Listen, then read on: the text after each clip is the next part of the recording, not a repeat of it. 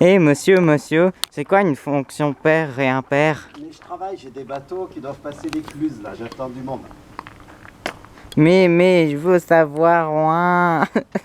Bon écoute, t'as de la chance mon petit gars, j'avais justement une feuille là-dessus avec moi.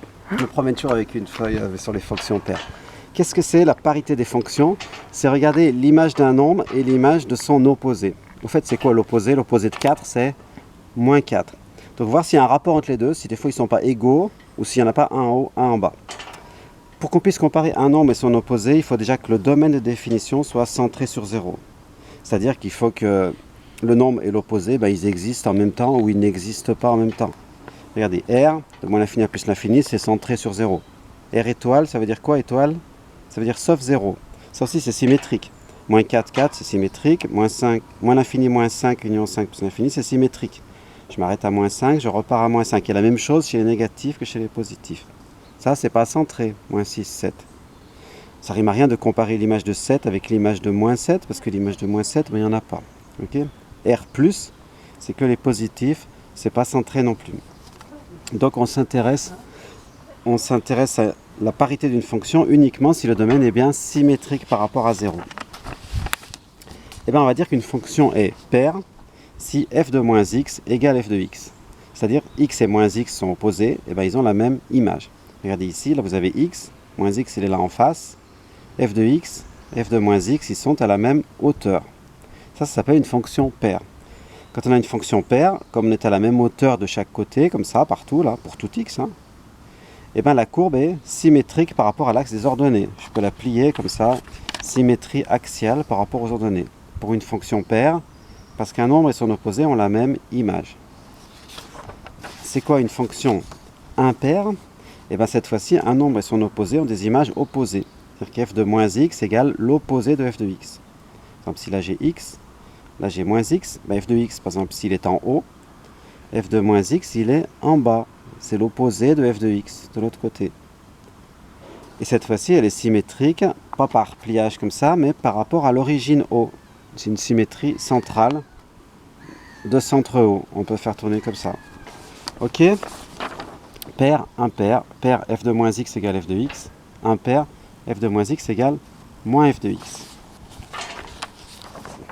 Attention, une fonction qui n'est pas paire est Impaire. Bravo Anna, ça tu es mon fils et tu tombes dans tous les panneaux.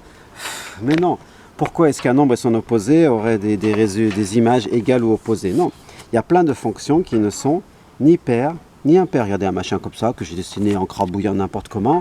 C'est pas symétrique ni par rapport à ça, ni par rapport à ça, c'est n'importe comment. Donc plein de fonctions sont ni l'un ni l'autre, c'est pas comme les nombres. Pour résumer, pour démontrer qu'une fonction est paire ou impaire, vous calculez f de moins x. Vous avez trois possibilités. Soit f de moins x, ça fait f de x, alors c'est pair. Soit f de moins x, ça fait moins f de x, alors c'est impair. Soit ça fait ni l'un ni l'autre, autre chose, à ce moment-là, c'est rien du tout, ni pair ni impair. On va vous faire des petits exemples avec des vraies fonctions. Là, si je prends 3x carré moins 7, si je remplace x par moins x, je mets 3 moins x entre parenthèses au carré moins 7. Il faut bien penser aux parenthèses, c'est très important. Tout le x, on l'a remplacé par moins x, c'est le moins x qui est au carré.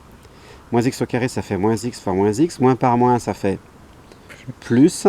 Et finalement, on trouve 3x carré moins 7. C'est-à-dire la même chose qu'f de x. Donc finalement, f de moins x, c'est f de x. Elle est paire. Pour n'importe quel nombre, regardez, si je mets 5 là-dedans, ça va faire un nombre. Si je mets moins 5 là-dedans, moins 5 au carré, moins par moins, ça va faire plus. Et c'est comme si le moins était parti. Donc f de moins x, ça fait f de x, elle est paire. C'était le premier cas en vert là. Deuxième exemple, f de x égale x cube plus 8x. Je remplace x par moins x moins x au cube plus 8 fois moins x. Moins x au cube, c'est moins x fois moins x fois moins x. Plus 8 fois moins x, le moins j'ai passé devant. Pardon. Moins par moins, ça fait plus, avec encore moins, il reste un moins. Ça fait moins x cube moins 8x.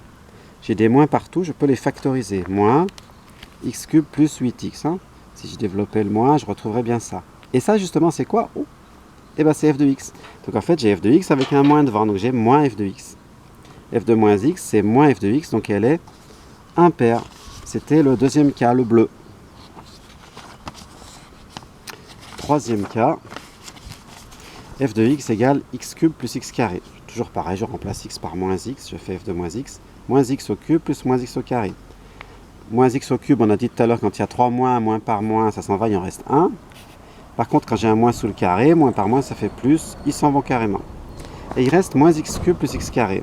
Ça n'est pas f de x, à cause du moins là. Ça n'est pas non plus l'opposé de f de x, parce que l'opposé, il y aurait des moins partout. Donc c'est ni f de x, ni son opposé, donc c'est ni l'un ni l'autre, c'est ni pair, ni impair. Troisième cas en rouge ici. Ok? Eh bien, comme c'était une super leçon, tu as eu de la chance, mon petit gars. Je t'ai même trouvé des petits exemples. Tu vas me dire, en regardant ces courbes, après, il n'y a plus rien. En regardant ces courbes, si ça, c'est pair ou impair. Voir si tu as bien compris. Ça, c'est pair ou impair. C'est symétrique par rapport aux ordonnées. Donc, c'est pair. Pair. Ça, c'est symétrique par rapport à l'origine au... Donc, c'est Pair. impair. Impair. Oh, on va pas suivre. Pair, c'est symétrique par rapport aux ordonnées. Quand c'est symétrique par rapport à l'origine, quand c'est d'un côté en haut, en face en bas, c'est impair.